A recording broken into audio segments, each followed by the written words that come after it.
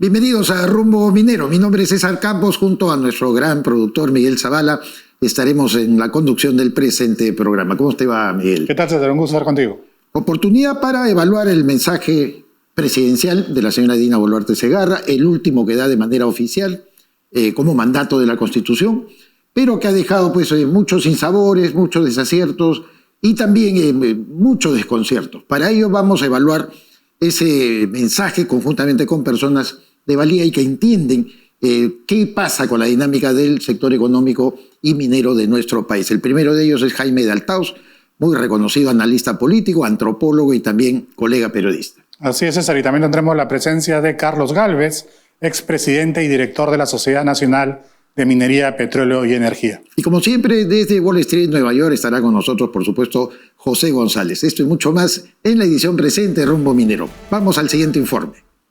En su último mensaje a la nación, la presidenta Dina Boluarte presentó la hoja de ruta de su gobierno para el sector minero. Anunció 61 iniciativas con una inversión estimada de $65 mil millones, entre ellas proyectos emblemáticos como Zafranal y Pampa de Pongo. Además, recordó que hay 134 autorizaciones en evaluación para exploración y explotación por más de $6 mil millones. En materia de formalización, informó sobre la instalación de una mesa técnica para regularizar 31.560 registros, con la participación de 16 entidades del Estado, gremios y la Defensoría del Pueblo. En esa línea, destacó la necesidad de una nueva ley MAPE que incluirá la creación de un fondo de incentivos mineros para los mineros en proceso de formalización. Respecto a la minería ilegal, anunció la aplicación de la Estrategia Nacional para la Reducción e Interdicción de la Minería Ilegal al 2030. Como parte de ese plan, en Patá se realizaron más de 1.140 patrullajes que generaron pérdidas por 181 millones de soles a organizaciones criminales. Remarcó que este plan se aplicará en las regiones mineras del país. De esta manera, el reto ahora será que el Ejecutivo concrete los proyectos y compromisos anunciados, claves para el desarrollo del sector y las regiones. Destacado en nuestro informe, entonces, todo lo que habló la señora Dina Boluarte Segarra, presidenta constitucional de la República, respecto al manejo de la economía, al manejo de la minería. 7 menciones apenas y muy genéricas al tema de la minería informal, sin precisar cómo se va a culminar el proceso de ejecución de la formalización de la minería. Como habíamos anunciado, tenemos el gusto de recibir, como siempre, a Jaime de Altaos, destacado analista político, antropólogo y también colega periodista para conversar acerca de esto. Jaime, como siempre, un placer tenerte en el programa. No, el placer es mío. Muchas gracias, César, por la invitación. El tema genérico, justamente, Jaime. Vamos a hablar primero, ¿qué te ha parecido? Si ha habido una visión de la línea económica, más allá de las cosas que celebramos al inicio de su discurso, de su mensaje, de haber roto definitivamente con todo aquello que era el pasado estatista, no solamente de Pedro Castillo, sino también su voluntad, obviamente, dictatorial y golpista. Eso es una cosa atractiva y pareciera que ella se divorcia totalmente ya de los modelos de control económico. Pero, en general, ¿qué te ha parecido? Bueno, efectivamente coincido contigo, ¿no? En eso.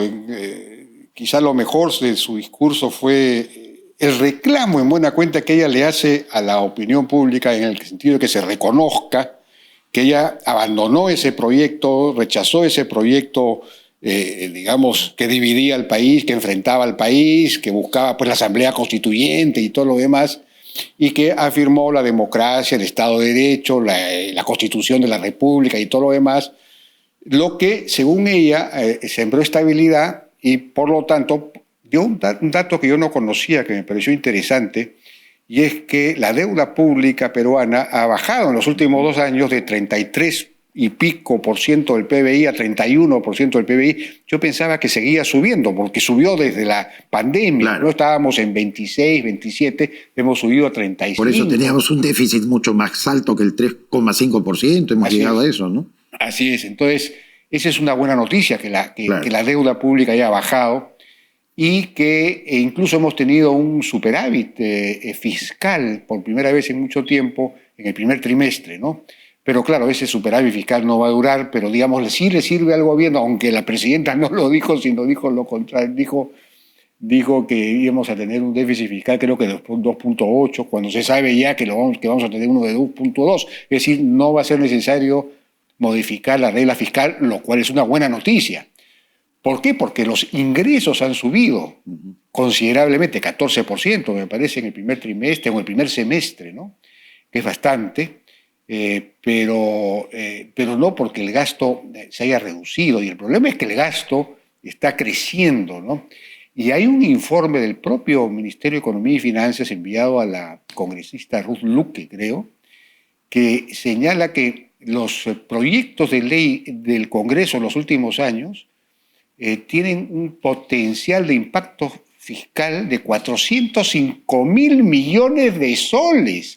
Es decir, una bomba de tiempo fiscal, ¿no? Entonces, si bien ahora, digamos, estaríamos dentro del límite de la regla fiscal por este año, a la larga estamos incubando una bomba de tiempo fiscal y eso es muy preocupante, ¿no? Jaime, uno de los puntos saltantes también del discurso de la presidenta Dina Boluarte es que destacó que tenemos una de las monedas más sólidas, ¿no? Y destacó también que tenemos una inflación que en el 2024 fue del 2%, menor que países como México, Brasil, Colombia, incluso Chile, y que para este año se proyectaba todavía una inflación mucho menor. ¿Pero este es un logro del gobierno o es del BCR? Básicamente de los dos, ¿no? De los dos. Yo diría que, el Banco Central de Reserva juega pues un papel fundamental, ¿no? Felizmente tenemos ese Banco Central de Reserva y a Julio Velarde ahí. No sabemos, el próximo gobierno va a haber un cambio de presidente. Tenemos que estar muy atentos a quién se va a poner en ese cargo, ¿no? Pero hay esta noticia que es interesante y la leí en un informe de Macroconsul del Mercuba, que el Perú ha vuelto a ser el país de América Latina con este año volvería a ser el país con mayor crecimiento de América Latina y con la menor inflación. Esa mezcla que es extraordinaria, ¿no? El mayor crecimiento con la menor inflación. El mayor crecimiento porque basta tener 3% porque esto no habla de lo bien que estamos nosotros, sino de lo mal que están los demás, ¿no? Porque crecer 3% no es decir, con los precios de los minerales que tenemos ahora, que son incluso superiores a los que tuvo Alan García, deberíamos estar creciendo a esas tasas a las que tuvo Alan García, 8 o 9% al año. Es decir, necesitamos crecer, necesitamos atraer mucho más inversión. Y en el discurso no hubo, por ejemplo, mención a algo muy importante. Habló que el gobierno había autorizado como 13.000 millones de dólares o 11.000 millones de dólares en inversiones mineras, pero no se refirió a la necesidad de reducir los trámites, los permisos, la tramitología. Ya se han olvidado la ventana única digital, por ejemplo, que suponía una simplificación, una simplificación de los permisos, de las obligaciones. Eso es fundamental para atraer inversión. Tenemos una cartera de 61.000 millones de dólares en proyectos de inversión mineros, que está aguantada porque no se puede ejecutar principalmente por el problema de la tramitología, ¿no? Entonces eso es clave, ese cambio tiene que hacerse. No sé qué espera el Ministerio de Energía y Minas para producirlo. Tú, igual que nosotros, Jaime, mostraste mucha satisfacción por este paso dado por el Ejecutivo en la figura del Ministerio de Energía y Minas con el ministro Jorge Montero, de haber definido con toda claridad, ¿no? Quedan 50.550 excluidos después de 4 años que tienen un reinfo que les sirve para agua simplemente para el ejercicio ya no informal, sino hasta ilegal de la minería, y 30.550 también o 60 por formalizar. De eso se trataba la mesa técnica que se creó. Pero, oh, sorpresa, de repente aparece la presión de estos grupos minoritarios a señalar: oiga, vamos a revisar otra vez, caso por caso, lo que se supone ya ha sido visto, ¿no? Porque nadie se le ha ocurrido de la cabeza meter 50.000 simplemente porque me da la gana. Evidentemente está, lo cual ha creado una sensación por lo menos de incomodidad o incertidumbre. ¿Tú ves que en realidad va a haber convicción para terminar primero la formalización de los 30.000 y luego decirle a los otros señores, colaboremos para que la próxima ley de minería artesanal y pequeña escala puede ser sensata, viable, que ustedes se puedan acomodar a un proceso de formalización? Yo creo que este es un tema en el que es casi el único tema en el que el gobierno tiene una convicción clara y está llevando a cabo una política, digamos, una estrategia inteligente, bien diseñada. Tanto la lucha contra la minería ilegal, que se aprobó un decreto supremo, como en la propia formalización. parte de la lucha contra la minería ilegal fue la eliminación de 50.000 reinfos, la exclusión de 50.000 reinfos, que ha sido un paso decisivo, importantísimo, en el que entiendo el gobierno se va a mantener firme. Claro. Y de hecho se dio 15 días para la reconsideración y alrededor de 2.600 de esos 50.000 presentaron su recurso de reconsideración, pero el plazo ya se venció. Claro, el 21. Finalmente solamente 2.000 y pico han presentado y esta reconsideración está siendo evaluada y va a ser procesada y de repente algunos de ellos o muchos de ellos van a ser reincorporados al proceso de formalización, ¿no? Pero los demás ya quedaron fuera, definitivamente, eso no se va a revisar. Y yo entiendo que hay decisión muy clara en torno a eso. Y en lo que se refiere a la formalización, el ministerio está actuando también con una estrategia inteligente. Están segmentando por tipos de situación, por tipos de situación a los 31.000. Uh-huh. Entonces hay los que ya tienen títulos, hay algunos que tienen títulos y otros que ya tienen incluso contratos de concesión, son como 3.500 o 4.000 los que ya tienen títulos o contratos de concesión, eso es mucho más fácil. Hay como 7.500 que están en concesiones extinguidas, lo cual requiere una ley del Congreso para que habilite al Ministerio de Energía y Minas a darles la concesión. Claro. Van a presentar ese proyecto de ley pronto. Y hay no sé cuántos, hay como 3.800 que son de beneficio, así que tienen plantas de beneficio. Uh-huh. Ese es un problema distinto, no están en concesiones. ¿No? Y el resto, que son como 15.000, 16.000, están en concesiones de terceros.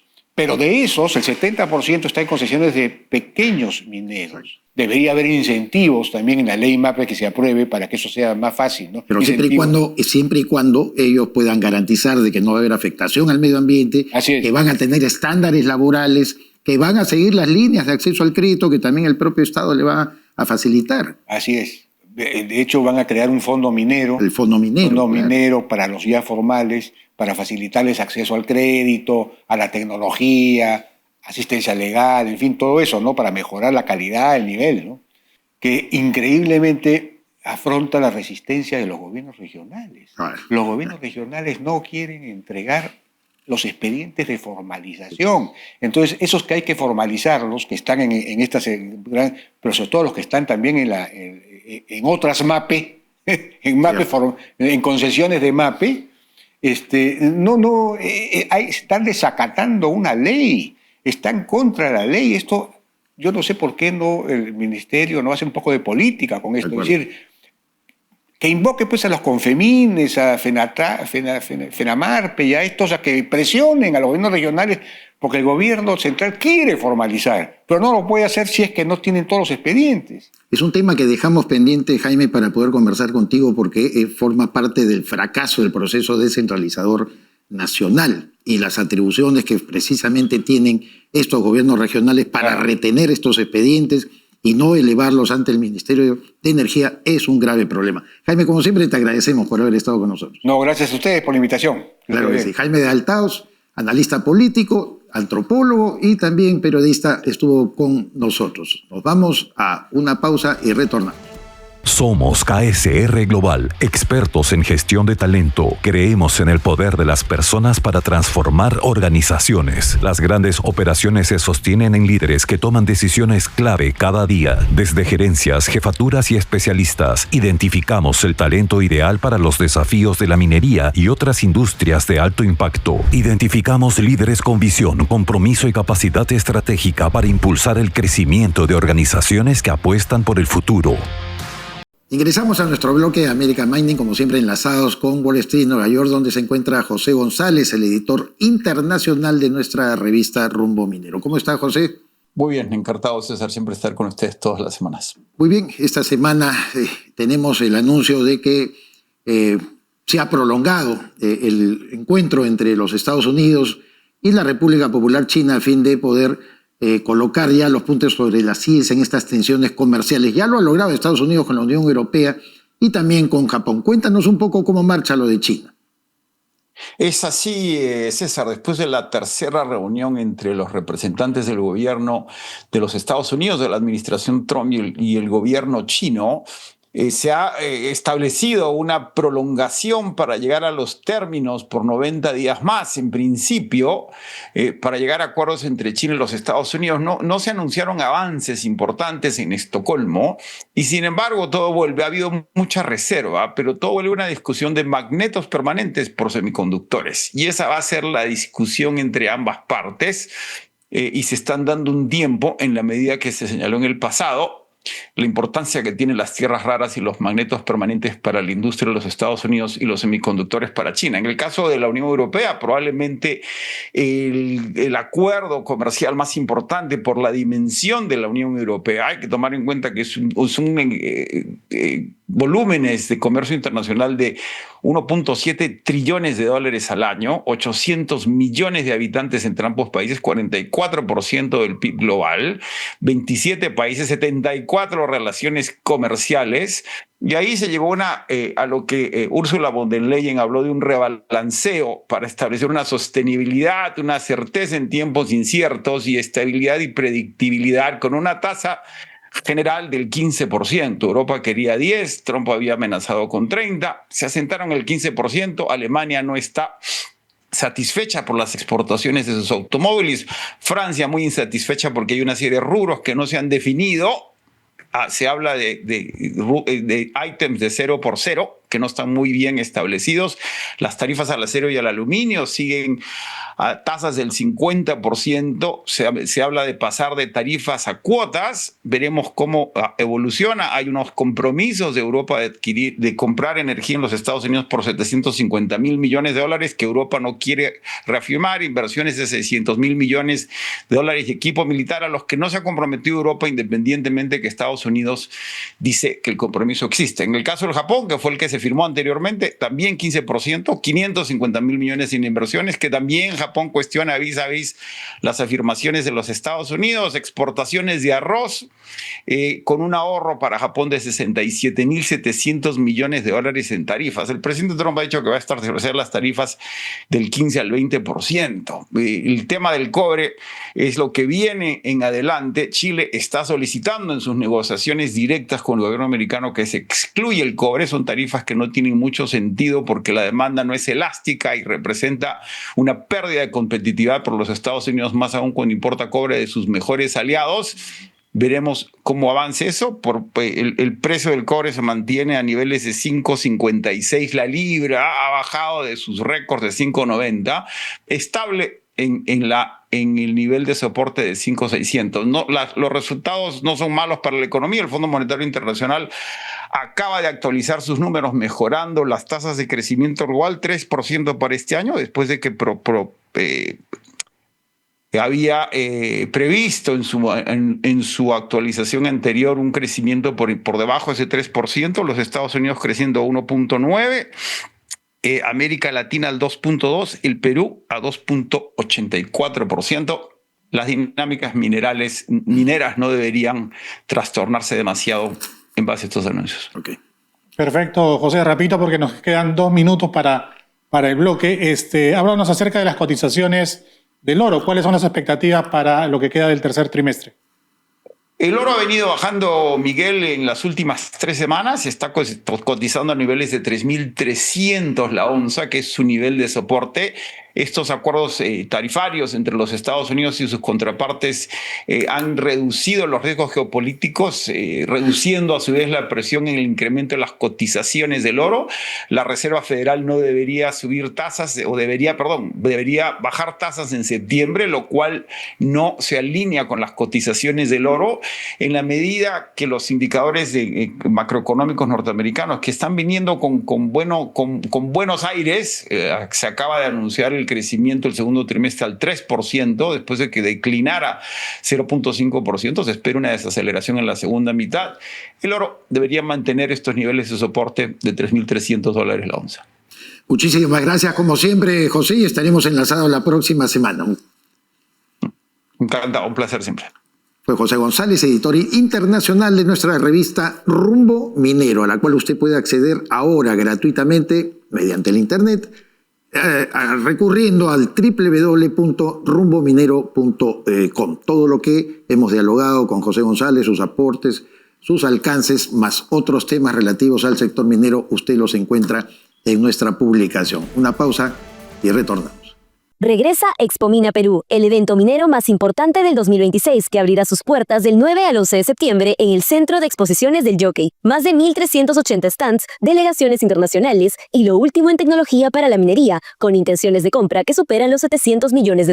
En el marco de Expomina Perú se llevará a cabo la 8ª Conferencia Internacional de Minería Confemina, ruedas de negocios y congresos internacionales en alianzas con CESCO y la Sociedad de Minería, Metalurgia y Exploración. Atención proveedores, separe su stand y forme parte de la feria minera más importante del 2026. Invierta bien, invierta con los líderes. Más información en expominaperú.com. Como lo habíamos anunciado, tenemos como invitado especial en esta segunda entrevista de Rumbo Minero a don Carlos Gálvez Pinillos, expresidente y director de la Sociedad Nacional de Minería, Petróleo y Energía. Carlos, siempre un placer tenerte en nuestro programa. Gracias por la invitación, César, Miguel.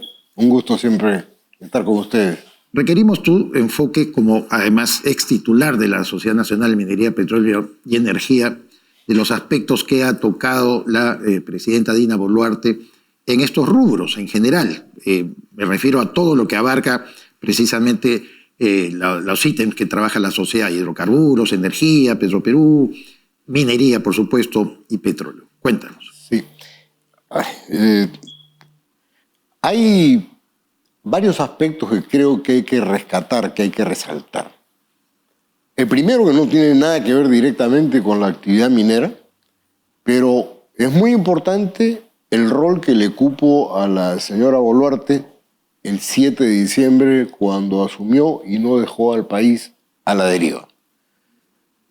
Creo que eso es un elemento muy importante a resaltar. Claro, no tenía por qué haberse remontado hasta 5.000 años de historia, pero ese es un punto que hay que resaltar.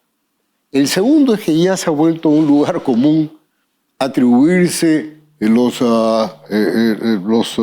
efectos o los manejos positivos del Banco Central.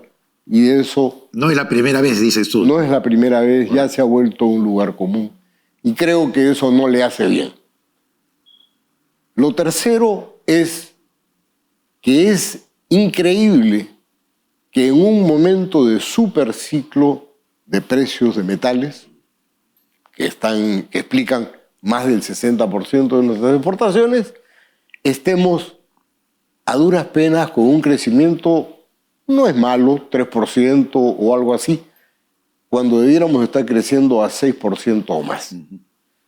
Así que ahí un tema que hay que resaltar. Otro tema es que por esa misma causa es increíble que no nos hayamos ajustado ya a los niveles previstos de déficit fiscal máximo de 1 punto porcentual.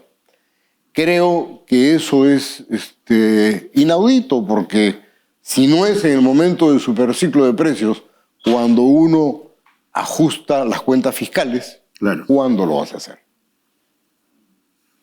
El otro tema del que lamentablemente no ha tocado con la profundidad que debiera, por lo menos que yo hubiese esperado, porque es de las tareas que tiene pendientes de aquí al final de su gobierno, es el tema de la legislación para la pequeña minería y minería artesanal. Porque ese punto es cierto que no lo va a definir el Ejecutivo, pero como jefe de Estado le correspondía indicar cuál era el destino al que queríamos arribar. Cosas más o cosas menos se plasmarán en la ley con o de la mano del Congreso, pero la visión del presidente de la República es fundamental. De acuerdo. Y el último tema que creo que también se quedó pendiente es el tema de Petroperú, porque no puede dejarse a la deriva el tema de Petroperú cuando estamos a duras penas a 12 meses de cambio de gobierno y no se puede dejar esa bomba de tiempo al gobierno entrante. Muchos especialistas, Carlos, coinciden de que la presidenta ha planteado una serie de proyectos que piensa desarrollar pero sin decir cómo y en qué plazos, ¿no? Y que tampoco se han tocado puntos como la situación de los 50.000 registros excluidos del Reinfo y también el tema de la tramitología y permisología para impulsar las inversiones mineras. ¿Qué te parece estos puntos? ¿Debió haberlo ahondado? Sin duda, es uno de los temas que tenía que haberse indicado. Cuando hablo de hacia dónde nos va a llevar con la ley para la pequeña minería, minería artesanal, en realidad estamos hablando de cuál es la solución para ese segmento, para ese grupo de ciudadanos que están bien o mal encaminados, pero que requieren una solución y que hay que decirles cómo vamos a resolver el problema. Y ahí están los 50.000 reinfos que no han sido arreglados. El otro tema es efectivamente qué proyectos va a impulsar con plazos, y eso implica lo que se refiere a tramitologías y permisos. Esta manía, ¿cuándo la vamos a cortar y de qué manera? Ha hecho referencia a algunos avances que se han hecho, pero eso no es suficiente para constituirse en un shock desregulatorio. Y ahí hay que profundizar, hay que cortar de verdad acciones o actividades o permisos que no tienen ninguna razón de ser o que son redundantes.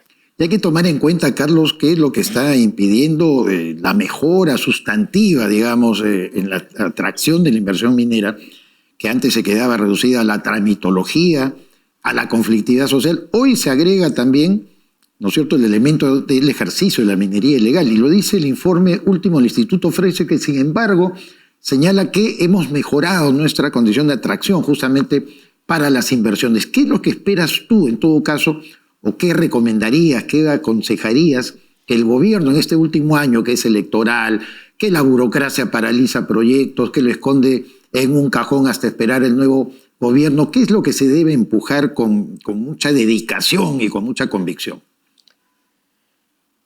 La primera gran señal es qué hacemos con la minería ilegal o informal, porque tiene que salir de las áreas concesionadas para poder desarrollar los proyectos en las condiciones que la nación le demanda a los inversionistas.